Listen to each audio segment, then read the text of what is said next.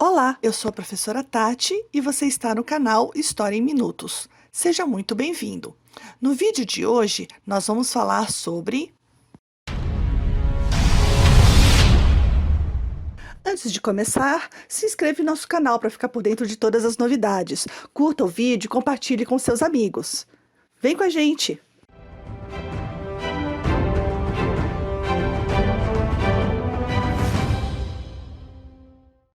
Diferentemente dos túmulos, que foram construídos para guardar os corpos mumificados dos faraós e seus pertences para a vida eterna, os templos egípcios não eram edificações mortuárias. Eles serviam para o culto oficial dos deuses e também dos faraós. Esses templos foram erguidos tanto no território egípcio quanto nos locais sob seu domínio. Eles eram vistos como casas dos deuses ou dos faraós. As pessoas comuns podiam entrar nos pátios e alguns edifícios dos templos que não eram reservados especialmente ao culto, nos quais apenas os sacerdotes e faraós podiam entrar. Os sacerdotes egípcios realizavam diversos rituais, que consistiam das funções centrais da religião egípcia: fazer oferendas aos deuses, reencenar suas interações mitológicas através de festivais, realizar consultas oraculares e afugentar as forças do caos. Estes rituais eram vistos como necessários para que os deuses continuassem a sustentar a ordem divina do universo. Cuidar e abrigar esses deuses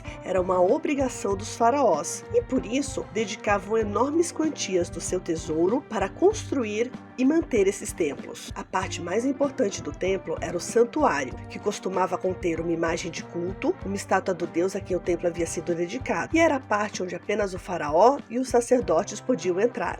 As salas do lado de fora do santuário foram expandindo e ficando cada vez mais elaboradas com o passar do tempo, e os templos egípcios evoluíram de pequenos santuários do final do período pré-dinástico até gigantescos edifícios de pedra do Novo Império. Estes edifícios mais recentes do Novo Império estão entre os maiores e mais duradouros exemplos da arquitetura do Antigo Egito, com seus elementos dispostos e decorados de acordo com complexos padrões de simbolismo religioso, sempre empregando a lei da frontalidade. Se você não lembra o que era a lei da frontalidade, eu vou deixar na descrição aqui desse vídeo um outro vídeo que nós fizemos explicando certinho o que foi essa lei. Os templos egípcios normalmente possuem uma série de salões fechados, pátios abertos e pilones colossais nas suas entradas, alinhados ao longo do caminho que era utilizado pelas procissões durante os festivais. O templo era cercado por uma muralha externa, dentro da qual estavam diversos edifícios secundários. Os pilones eram muros com a forma geométrica de trapézio. Para a religiosidade egípcia, os pilonos eram associados a duas montanhas no horizonte, além de lembrar o formato da esfinge. Os sacerdotes dos grandes templos também eram arrendatários de grandes extensões de terra.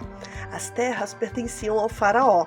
Entretanto, esses sacerdotes tinham o direito de cuidar dessas terras em nome do rei.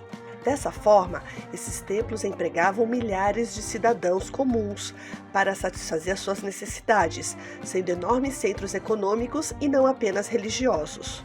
Os sacerdotes que administravam estas instituições poderosas tinham uma influência considerável e, apesar de sua aparente subordinação ao rei, chegavam a representar um desafio considerável à sua autoridade.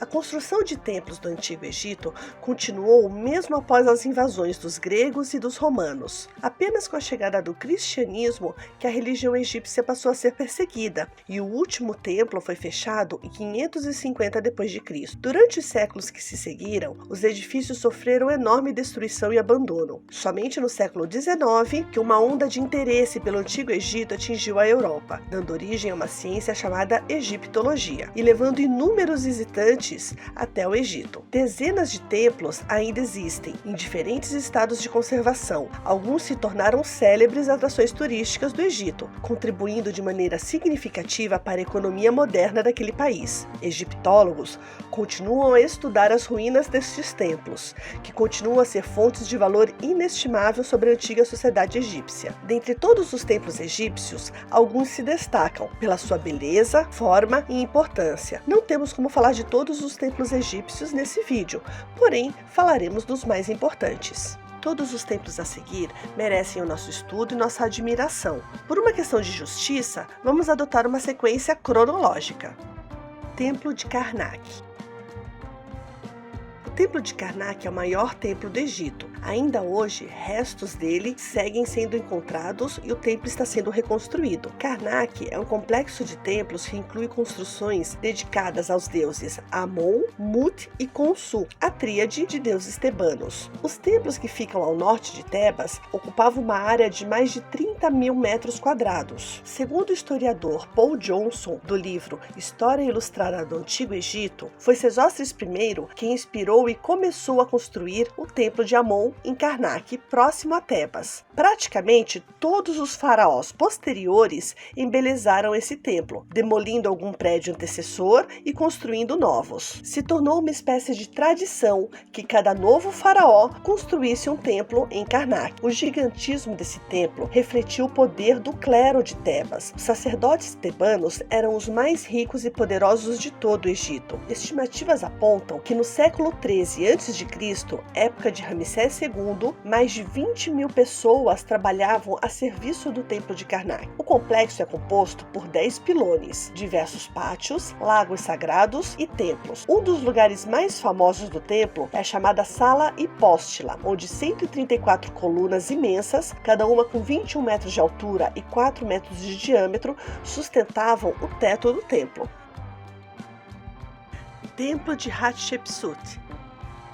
A rainha Hatshepsut mandou construir o seu templo em Deir el-Bahari. Essa região era ligada tradicionalmente ao culto da deusa Hathor. Durante o Médio Império, o faraó Mentuhotep construiu ali um templo funerário, com várias inovações. Pela primeira vez, as partes do templo estavam dispostas sobre vários níveis, cada um deles terminando em pórticos com colunas. 400 anos depois, a rainha Hatshepsut construiu o seu templo, no mesmo lugar onde estava o antigo templo de Mentuhotep. Hoje em dia, o templo desse faraó quase não tem vestígios, porém, o templo da rainha Hatshepsut está em excelentes condições e é um dos pontos turísticos mais famosos do Egito. A construção é famosa por abrigar magníficas estátuas de Osíris, Hathor e da própria rainha. Relevos e pinturas também retratam a famosa expedição comercial enviada para a região do Ponto. Sobre essa rainha, fizemos um vídeo intitulado Egito Antigo, Mulheres Faraós, Hatshepsut e Cleópatra, cujo link eu deixo na descrição desse vídeo. Templo de Luxor. Situado na cidade de Luxor, esse templo é um dos mais espetaculares do Egito. Ele está a 2 quilômetros ao sul de Tebas. Essa é uma construção bem menor do que o imenso complexo de Karnak. A área ocupada é cerca de 25 mil metros quadrados. Os templos de Luxor e Karnak são próximos um do outro e estavam intimamente ligados. Uma vez por ano, as estátuas das divindades tebanas, Amon, Mut e Khonsu, eram levadas de barco em uma procissão que saía do templo de Karnak em direção ao templo de Luxor. Devido a essa proximidade e pelo fato desses templos serem bastante parecidos no que diz respeito à arquitetura, há uma grande confusão na internet com relação a esses templos. Ao pesquisar por fotos de Karnak, é muito comum encontrar na listagem fotos de Luxor e vice-versa. Mas o templo de Luxor possui algumas características que o diferenciam de Karnak. O templo possui um único pilone. Diante dele, há 2 estátuas e um obelisco. No interior do templo, há 2 grandes pátios, pátio de Ramsés II e o pátio de Amenófis III, separados por uma série de 14 colunas, chamada de colunata processional de Amenófis III. O templo ainda conta com outras salas cheias de colunas, que são menores que as salas do templo de Karnak, e possuem um estilo de coluna bem específico. 2 estátuas de Ramsés II ladeiam a entrada do templo, e o primeiro pilone apresenta relevos que descrevem a Batalha de Kadesh, de 1285 a.C. Originalmente, 2 obeliscos de 25 metros de altura estavam em frente ao templo, mas no século XIX, um deles foi levado para Paris, onde foi colocado na Praça da Concórdia. Templos de Abu Simbel. O Templo de Abu Simbel foi construído por Ramsés II na Núbia. O complexo possui 2 templos. O maior, conhecido como Grande Templo de Abu Simbel, é dedicado ao faraó. Sua fachada apresenta 4 estátuas gigantescas de Ramsés II, e o interior do templo é repleto de relevos que apresentam o faraó na sua função de sacerdote e como guerreiro da Batalha de Kadesh. O segundo templo é conhecido como o Pequeno Templo de Abu Simbel e é dedicado à deusa Hathor Ator, e a rainha Nefertari, esposa principal e favorita do faraó. É um templo de dimensões menores, e sua fachada contém outras 4 estátuas do faraó e mais 2 da rainha. Chama atenção o fato da rainha ser retratada na mesma altura do faraó. Na arte egípcia, era comum o faraó ser sempre representado muito maior que os demais, uma forma de mostrar o seu status mais elevado. Representar a rainha na mesma altura do faraó deve ter sido considerado na época uma grande valorização dessa rainha. Na época de 1960, no governo de Nasser, o Egito construiu uma represa hidrelétrica. A construção da barragem iria inundar grandes áreas do Vale do Nilo e destruir vários sítios arqueológicos. Portanto, entre 1964 e 1972, uma operação comandada pela Unesco fez a transferência do templo de Abu Simbel para uma parte mais alta na mesma região. Toda a operação custou mais de 4 milhões de dólares. No YouTube, há um vídeo oficial da Unesco sobre essa realocação e também existe um documentário sobre o tema, intitulado Monster Movies Abu Simbel Temples. Para quem tiver curiosidade de ver, eu deixo os links dos 2 vídeos na descrição desse vídeo. Templo de Medinet Habu. Esse é o templo mortuário do faraó Ramsés III, construído no século XII a.C. Os faraós Hatshepsut e Thutmose III já haviam construído naquela região um templo dedicado ao deus Amon. O templo de Medinet Habu também abrigava um palácio real que era utilizado pelo faraó durante as festas religiosas. Esse templo é extremamente importante do ponto de vista histórico, por conter relevos e pinturas que descrevem campanhas contra os líbios, asiáticos e os povos do mar, que foram derrotados pelos egípcios durante o reinado de Ramsés III. Templo de Dendera. Esse templo é da época ptolomaica romana, construído no primeiro século a.C. pelo rei Ptolomeu VIII e a rainha Cleópatra II. Dedicado à deusa Ator. O templo está em bom estado de conservação e seu interior ainda mantém muitas das pinturas e relevos originais. O interior desse templo é considerado um dos mais lindos de todo o Antigo Egito. Além do templo dedicado à deusa Ator, esse complexo de Dendera também conta com um templo romano dedicado ao nascimento de Ísis. Templo de Kon-Ombo. O templo de Kon-Ombo é dedicado aos deuses Horus e Sobek, deus crocodilo do Nilo. O templo foi construído originalmente no século XV a.C., mas o edifício atual é da época ptolomaica romana. Os imperadores Tibério, Domiciano e Caracalla tornaram este templo um prédio único em culto aos 2 deuses. Templo de Philae.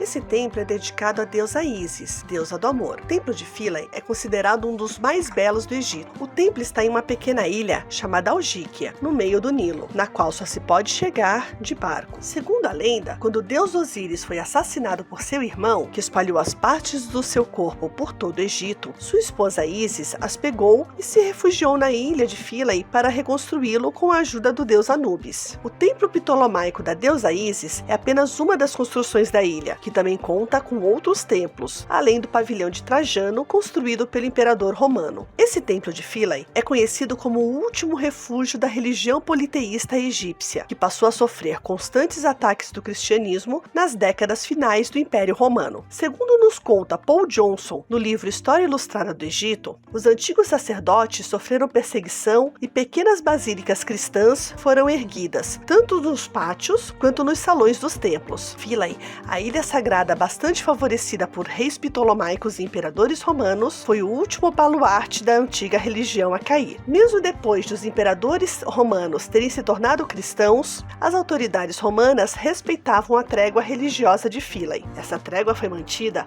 até o reinado do imperador Justiniano, que decretou a extinção total da antiga religião egípcia. Os templos de Philae também tiveram que ser realocados devido à inundação causada pela represa de Nasser.